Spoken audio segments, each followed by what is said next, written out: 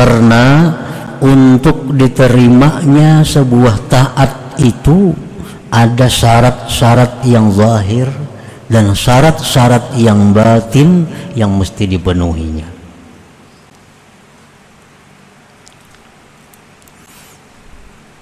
Tanpa syarat-syarat itu maka taat ini tidak diterima oleh Allah Subhanahu wa ta'ala. Nah, itulah sebabnya tidak semua taat bisa diterima oleh Allah. Tidak semua taat menghasilkan pahala. Tidak semua taat menghasilkan buah. Tidak semua taat menghasilkan surga. Karena banyak taat-taat hamba itu yang hanya sampai di atas kepalanya, tidak sampai ke hadirat Allah Subhanahu wa ta'ala. Para muhibbin rahimakumullah, famin syurutiha zahirah, setelah syarat-syarat taat yang diterima yang zahir, ada uha fi waktiha, menunaikan taat itu di dalam waktunya. Menunaikan taat itu di dalam waktunya. Nah, apabila sebuah taat itu kita kerjakan sudah lewat waktunya, nah, tentu tidak akan diterima lagi oleh Allah Subhanahu wa ta'ala. Kalau kita undangan pengantin jam 1 sampai jam 4, itu undangan. Datang pukul 6, tetap disilahkan masuk oleh ampun rumah, tapi makanannya sudah habis, hidangannya sudah habis.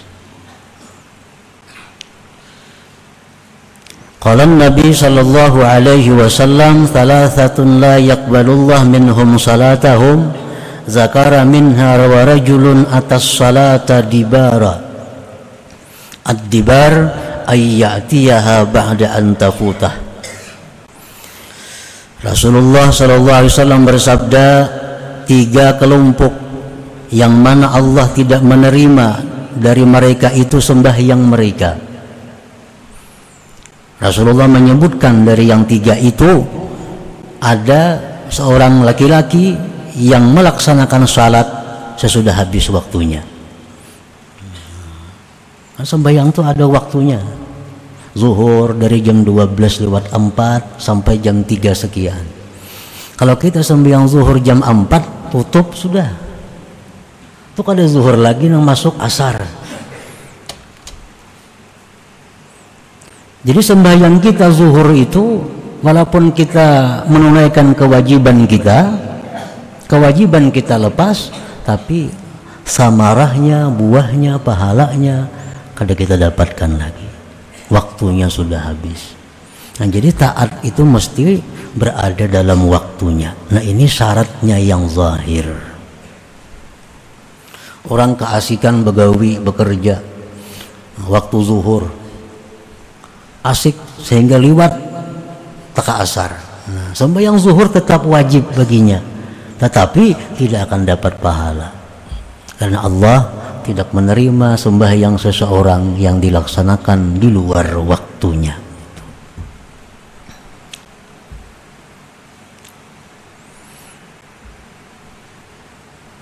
Nah, demikian pula apa-apa yang disampaikan oleh Rasulullah SAW tentang amaliyah-amaliyah. Yang ini baca pada waktu ini, nah, ini baca sekian kali. Nah, itu bilangan-bilangan itu adalah merupakan syarat yang zahir untuk diterimanya sebuah amal. Wa minha, setengahnya lagi dari syarat-syarat taat yang diterima itu yang zahirnya, aklul halal, makanan yang dimakan halal.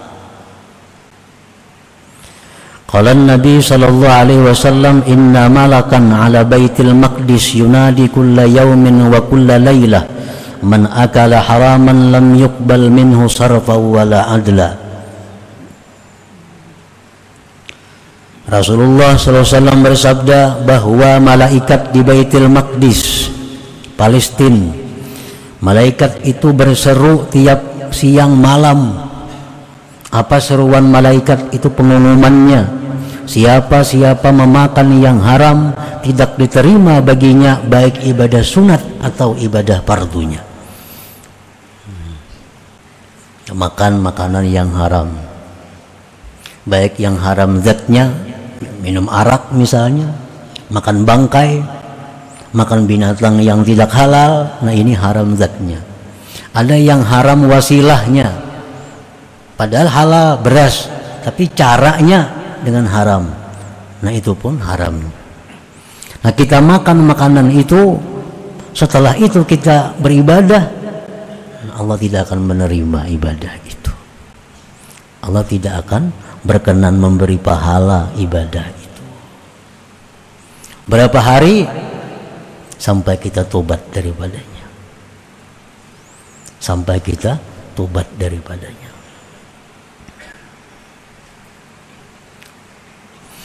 Walibasul halal, pakaian halal. Qala Rasulullah sallallahu alaihi wasallam, man ishtara thawban bi asyrati darahim wa bi thamanihi dirhamun min haramin lam yaqbalillah lahu salatan ma dama alaihi. Barang siapa yang membeli pakaian dengan 10 dirham dan pada harganya itu ada 1 dirham dari yang haram, Allah tidak menerima baginya sembahyang selama pakaian itu ada di atas tubuhnya. Rupiah yang kita bawa dalam sembahyang, yang kita bawa dalam berzikir, kita bawa dalam baca salawat, rupiah, baju, tapi, cincin, jam tangan, kacamata, nomor kacamata, apa yang kita pakai, nah di situ ada haramnya, maka apa yang kita perbuat itu pun Allah tidak akan berkenan memberikan pahala, memberikan ganjarannya. Nah ini syarat-syarat yang zahirnya. Wa malul halal, harta yang halal, in kanatit ta'atu hajjan aw sadaqatan aw nahwahuma.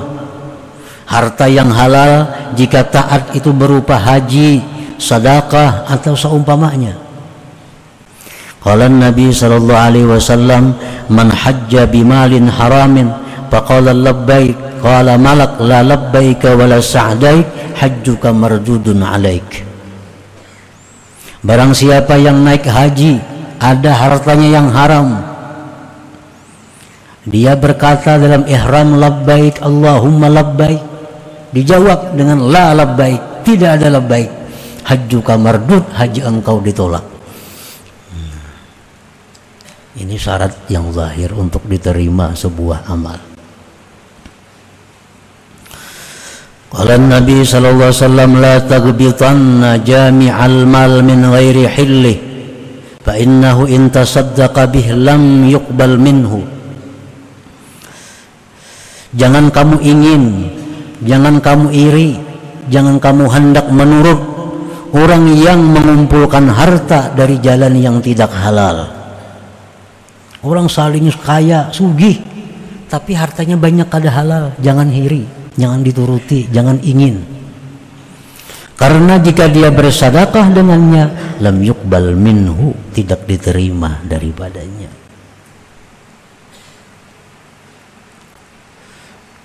Nah kita lihat ada orang yang suka melaksanakan perbuatan yang haram-haram tadi, tapi orangnya rajin sembahyang, rajin tahajud, padahal orang ini membungakan duit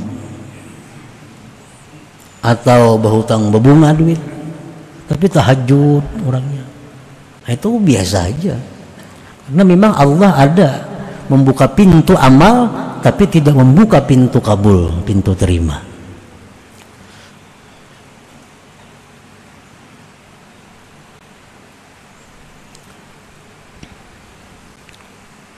Wa minha, setengahnya lagi di antara syarat-syarat diterimanya amal itu at-taqwa. Qala Allah Ta'ala, innama yataqabbalullah minal muttaqin. Allah hanya menerima amal orang yang takwa kepada Allah Subhanahu wa taala. Orang yang durhaka kepada orang tua, contohnya orang tuanya tidak riba dengan kelakuannya, maka apapun ibadah yang dikerjakan anak ini, Allah tidak berkenan menerimanya sebelum mendapat ridha orang tuanya. Ridallah fi ridal walidain. Keridaan Allah tergantung keridaan kedua orang tuanya.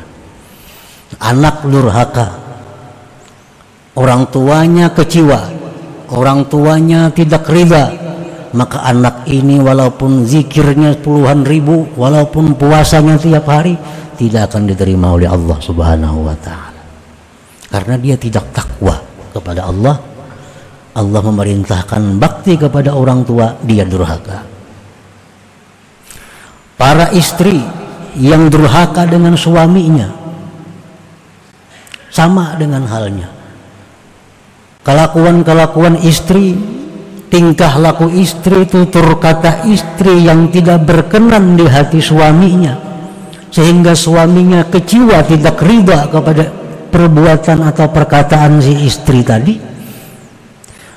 maka apapun ibadah yang dilakukan oleh istri itu tidak berkenan diterima oleh Allah Subhanahu wa taala sebelum suaminya meridai kepada istrinya itu.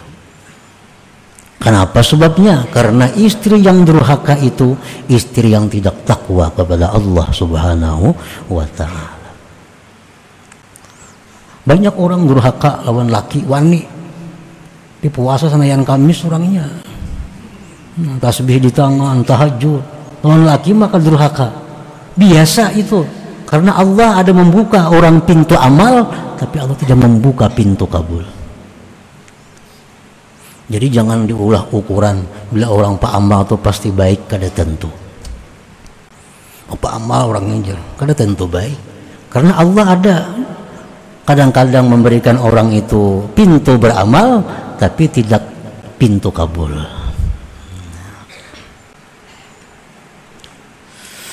Nah, para muhibbin rahimakumullah, itu syarat-syarat kabul yang zahir.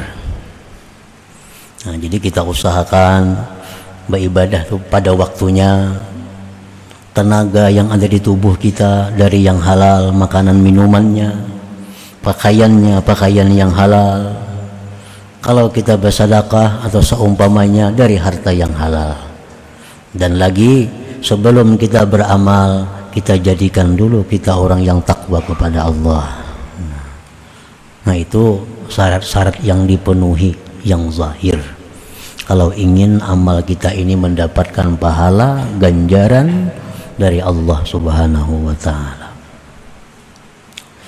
Wa min syurutihal batinah, setengah syarat-syarat taat yang diterima yang batinah, yang batin. Pertama, al-ikhlas. Semua persyaratan zahir sudah terpenuhi, tapi batinnya satu, ikhlas. Apa itu ikhlas? Dia beramal itu hanya satu tujuan, adalah melaksanakan apa yang diperintah oleh Allah Ta'ala. Orang yang beramal agar rezekinya murah tidak ikhlas. Orang yang beramal dengan tujuan selamat dari bahaya tidak ikhlas. Orang yang beramal dengan tujuan supaya orang nang kada bayar hutang kada ikhlas. Ikhlas itu adalah memurnikan Allah dalam tujuan. Jadi beramal ini tidak ada tujuan selain satu, mencari keridhaan Allah kah, atau mendekatkan diri kepada Allah kah, atau menjunjung perintah Allah kah. Nah, itu contoh-contoh yang ikhlas dalam beramal. Qala Rasulullah sallallahu alaihi wasallam, yaqulullahu ta'ala, ya ayyuhan nas akhlisu a'malakum lillah fa innallaha la yaqbalu minal a'mal illa ma khalasa lahu. Allah Ta'ala berfirman dalam hadis kudusi, wahai manusia, ikhlaskanlah amal kamu itu untuk Allah, murnikan tujuan beramal itu untuk Allah, karena Allah tidak menerima amal kecuali yang murni bagi Allah Subhanahu wa Ta'ala. Wa minha, setelahnya lagi dari syarat-syarat taat diterima yang batin, adamul ujubi bil amal, ketiadaan ujub dengan amal. Ikhlas sudah ikhlas ini. Nah, ujub, jangan ada merasa bahwa beramal itu kehebatan dirinya. Jangan ada merasa beramal itu kekuatan dirinya. Jangan ada merasa beramal itu adalah merupakan kesanggupan dirinya. Bila demikian, ujub. Nah, bila ujub ini, maka ibadahnya, amal, taatnya itu Allah tidak berkenan. Mestinya kita beribadah kepada Allah itu kita ingat bahwa ini adalah dari Allah Subhanahu wa Ta'ala. Kita bisa beribadah dari Allah, bukan dari kekuatan kita, bukan dari kemampuan kita. Nabi Isa alaihi salatu wassalam, beliau berkata, kam min siraj qad atfa'at hurrih wa kam min abidin qad afsadahul ujub. Berapa banyak pelita yang dipadamkan oleh angin, berapa banyak orang yang beribadah yang dirusak oleh ujub dirinya itu. Selama kita beribadah itu ada ujub, Allah tidak akan berkenan. Wa minha adamul idlal, setelahnya lagi syarat yang batin agar taat diterima Allah, tidak ada idlal. Idlal ini artinya apa? Merasa ada hak di sisi Allah karena ibadah, karena taat itu. Nah, itu idlal. Itu mesti tidak ada dalam hati kita. Jangan ada kita dengan ibadah itu, dengan taat itu, merasa kita ada hak di sisi Allah. Nah, bila demikian, ibadah kita kadang akan sampai ke hadirat Allah Subhanahu wa Ta'ala. Rasulullah SAW bersabda, inna salatal mudil la turfa fawqa ra'si. Sembahyang orang yang merasa ada hak di sisi Allah itu kada terangkat dari kepalanya, apalagi sampai ke langit, apalagi sampai ke hadirat Allah Subhanahu wa Ta'ala. Kita ini beribadah, lalu kita merasa ada hak di sisi Allah. Nah, ini kalau dibiarkan kena, andai katanya berdoa lalu kada kabul, merasa aneh. Kenapa Allah kada ngabulkan doaku? Nah, merasa aneh. Itu akibat dari idlal ini. Ini sudah dibaca, ini sudah dilaksanakan, ini sekian kali, kenapa kada kabul juga? Nah, rasa aneh Allah kada mengabulkan doa kita. Ini akibat dari idlal itu. Karena dia merasa punya ada hak di sisi Allah. Nah, itu merusak ibadah kita. Wa minha, setelahnya ada mutakabbur biha. Nah, tidak ada merasa mulia, merasa lebih besar dari yang lainnya dengan taat itu. Sapa kawanan, inya aja saya kurang tahajud, lalu inya merasa dirinya paling baik pada kawan-kawannya. Nah, ini sudah tanda tahajudnya ditolak oleh Allah. Wa adamul istisghari man lam yaf'alha, dan tiada mengecilkan orang yang tidak memperbuatnya. Kita bisa berzikir 10.000 sehari, ada kawan 1.000, inting 1.000 sekali papa, nama anggap remeh kawan yang 1.000 itu pertanda bahwa amal kita pun tidak diterima oleh Allah Subhanahu wa Ta'ala. Nah, itu contoh-contoh daripada syarat batin agar sebuah taat itu diterima oleh Allah Subhanahu wa Ta'ala. Fayambaghi lil 'abdi an la yanzura ila suwari ta'at li anna suwarat ta'ah la taqtadi wujudal qabul lima qad tadammanathu min al afati adh-dhahirah wal batinah al qadihatil mani'ati lil qabul. Maka semestinya seorang hamba itu tidak memandang kepada bentuk taat, rupa taat, karena rupa taat itu kadang menuntut akan adanya penerimaan Allah. Walaupun setiap taat pasti diterima, kada.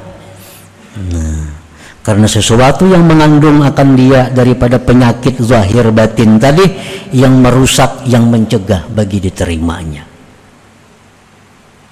Li'anna al-ibrata bit-ta'at qabuluha la wujudu suwariha. Karena yang dipandang dengan taat itu diterimanya, bukan adanya. Dalam Quran contohnya Allah mencela orang yang taat.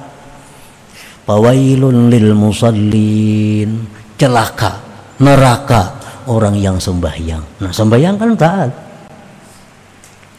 tapi sembahyangnya tidak ada artinya. Fawailun lil musallin alladzina hum an salatihim sahun, yang mana mereka itu dari sembahyangnya itu lupa, liwat waktunya. Ambilan zuhur tak pukul 5 itu diancam oleh Allah pawailun, neraka, padahal sembahyang.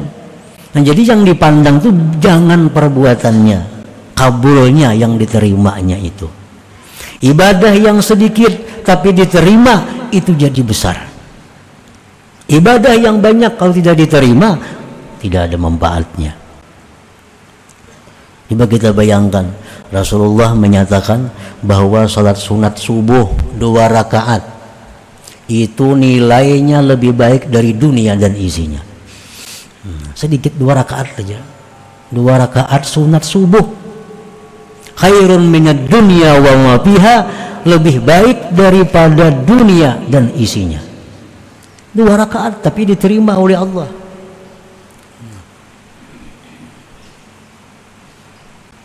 Ada hadis lain yang mengatakan berapa banyak orang yang sembahyang malam tidak ada bagian baginya kecuali hanya kesusahan dan kepayahan, pahalanya kada ada. Nah, jadi jangan dipandang rupa taat, jangan kita hanya memikirkan urusan rupa taat, tapi yang lebih penting lagi bukan hanya sekedar rupa taat yang kita pikirkan, yang kita fokuskan, tapi hendaknya bagaimana supaya taat ini bisa diterima oleh Allah Subhanahu wa ta'ala. Naik haji, jangan hanya sekedar hajinya yang kita pelajari, yang kita pikirkan, yang kita usahakan, tapi bagaimana supaya haji itu diterima oleh Allah Subhanahu wa ta'ala.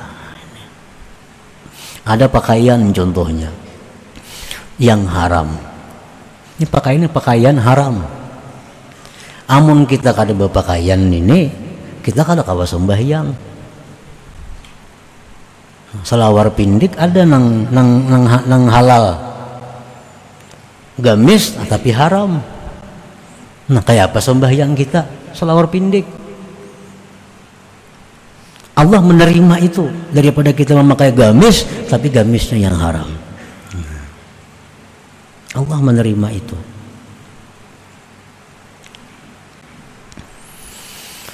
Alamatu qabulil a'mal, tanda-tanda amal yang diterima oleh Allah. Halawatul ibadah, summa halawatu syuhudil mun'im biha. Ini tandanya suatu taat yang diterima Allah. Adanya kelezatan, adanya manis dalam taat itu, dan adanya kelezatan memandang Tuhan yang memberikan nikmat dengan taat itu. Jadi beribadah itu ada rasa terhibur, beribadah itu ada rasa nikmat, nikmat dengan ibadahnya, nikmat dengan Tuhan yang memberikan ibadahnya itu. Nah, jadi bila kita itu beribadah nyaman, nikmat, nah itu salah satu tanda ini diterima. Itu tandanya. Yang kedua, al-unsu billah. Orang yang taat ini diterima taatnya, dia akan jinak dengan Allah. Dia akan selalu berada di hadratullah. Nah, dia sangat sulit meninggalkan tempat yang jauh dari rahmatnya Allah. Masjid ini tempat rahmatnya Allah. Majlis ta'lim, majlis zikir, tempat rahmatnya Allah. Nah, dia sangat berat meninggalkan itu. Nah, itu al-unsu billah. Itu tandanya, tanda ibadah yang taat diterima itu. Sembahyang zuhur itu 4 rakaat. Nikmat. Jaka boleh 10 rakaat digawinya, tapi kada boleh. Daripada nyamannya sembahyang zuhur tuh. Nah, itu contohnya. Baca tasbih 33 itu dari Nabi. Subhanallah 33, Alhamdulillah 33, Allahu Akbar 33. Begitu baca subhanallah, nyamannya hati dengan subhanallah ini, nyamannya hati dengan Allah. Jakanya boleh lebih pada 33, 100 ya itu dibacanya. Nah, itu tanda al-unsu billah, rasa jinak dengan Allah. Itu tanda bahwa Allah berkenan dengan taat kita ini. Biaya salam sudah hilang pada masjid. Mestinya masjid itu kan tempat rahmatnya Allah. Andai kata diterima, berarti jinak. Berat meninggalkan masjid itu. Tandanya lagi al-iktifa bi'ilmillah. Dia merasa cukup dengan pengetahuan Allah. Ini berbuat taat, ini sudah cukup, Allah tahu. Yang lain biar kada tahu, kada apa-apa. Nah, al-iktifa bi ilmillah. Dia merasa cukup dengan pengetahuan Allah. Dia berzikir, dia tahajud, dia baca Quran, yang lain kada perlu tahu. Yang penting Allah tahu, sudah cukup. Nah, ini tandanya taat itu diterima Allah. Walhasil setiap taat yang diterima Allah itu akan membuahkan sifat-sifat akhlak-akhlak yang terpuji bagi orang yang ibadahnya diterima Allah itu. Karena setiap taat, setiap zikir, apalagi sembahyang, itu akan membentuk kepribadian seseorang, akan membentuk akhlak seseorang. Jadi taat yang diterima Allah, zikir yang diterima Allah, sembahyang yang diterima Allah, itu akan membawa perubahan dalam perilaku hidupnya, dalam akhlaknya sehari-hari. Nah, sama kan istilah orang dahulu. Emang itu ada hadisnya bahwa bila naik haji aja kelakuan kada berubah, mardut haji itu bujur. Karena haji itu perjalanan yang penuh dengan makna. Ihram itu apa maknanya, melontar jamrah itu apa maknanya, tawaf apa maknanya, sa'i apa maknanya. Andai kata itu semua diterima Allah, akan membentuk kepribadian yang luar biasa bagi orang yang hajinya mabrur itu. Setiap ibadah yang diterima pasti akan merubah akhlak kepada akhlak yang lebih baik daripada sebelumnya. Nah, para muhibbin rahimakumullah, jadi kita pikirkan, kita usahakan bahwa sembahyang, ibadah lainnya jangan hanya berpikir sah. Bila sah cukup, jangan. Karena setiap sah belum tentu kabul, belum tentu diterima oleh Allah Subhanahu wa taala. Kita pikirkan, kita jalankan, usahakan bukan hanya sah tapi supaya diterima Allah. Nah, perbuatan kebaikan, ibadah-ibadah kita ini. Karena tidak ada yang namanya sedikit kalau ibadah itu diterima oleh Allah. Tidak ada namanya sedikit kalau ibadah itu diterima oleh Allah. Walaupun 2 rakaat, besar maknanya asal diterima oleh Allah Subhanahu wa taala.